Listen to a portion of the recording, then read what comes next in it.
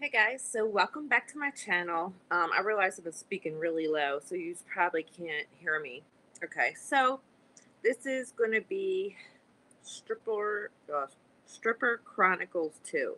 I have so many stories from the strip club that are really funny. Okay, so in my story before, I said that I was bartending. Okay, well, of course, when you're bartending, you see how much money the dancers are making. Like, oh my God, I can do this. Okay. So a friend of mine's boyfriend was a doorman at the strip club. So he said, we're hiring. So me and my girlfriend were like, oh my God, we work normal jobs, but this is right before Christmas. Okay, we're just gonna do it in Christmas gifts. Well, 5 years later, 5 years later. Well, anyway, the first night I'm there, the place you have to ask guys to buy you drinks, and they're $20 a piece. Okay, so you know how uncomfortable it is when you've never did that before? Like going up with someone like, "Hey, big boy, how are you doing tonight? Would you like to buy me a drink?" Basically, throwing yourself on them for a $20 drink. So the first night, I made a huge mistake, and I promise, I was like, "Oh yeah, I'll meet you after." I said this like three guys, so they would buy me a drink. So I go to walk out at the end of the night, and these dudes were waiting outside. So I had to stay in the bar till like 4:30 till they left. Okay, anyway, so one night I sit with this guy. He says, "Well, I want to sit with someone else." I was like, "That's cool." He said, "No, I want to sit with you too." I'm like, "Oh, okay, okay." So he goes, gets another girl. She comes back. So she's sitting with him. Well, he says to me, "This is what I want you to do.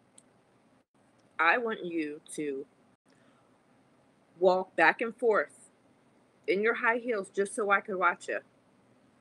And I'm like, "What?" He's like, "Every time you come back to me, I will buy you a drink." So, of course, my ass started walking really fast back and forth. It's just so strange. I mean, I had this regular customer named George, let's say. He would come in if I had to sit with someone else. He would cry, like literally cry. It was so weird. Like, ew, like this, you would never ever see me outside of here. So, I was there a while. So I lied to my parents and said that I was at Phillips, that I worked at Phillips as a waitress. So one night I'm on stage. Who walks in? My father. My father walks in. I could have died. He's like, I found out where you were working. Get your shit and go. So I grabbed my stuff, went. I never went again after that. That was the last time that oh no, you know what? No, I worked there maybe like another 3 months. So after my father came in and all, I had told him, I was going to stop, but I would sneak down every once in a while and work.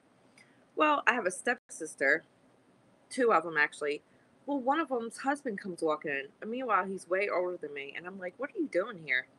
He was like, "Oh, I heard that you work down here." And, ew, that is so weird. Like, ew. But the best thing about the strip club was many athletes come in there. Many. Ones that aren't from Baltimore or Maryland, from different states. They come to all the strip clubs. So you can only imagine who I've met. So this will be part two. Give this a thumbs up. If you like these videos, just let me know. I have plenty of stories. And subscribe to my channel. Thank you guys.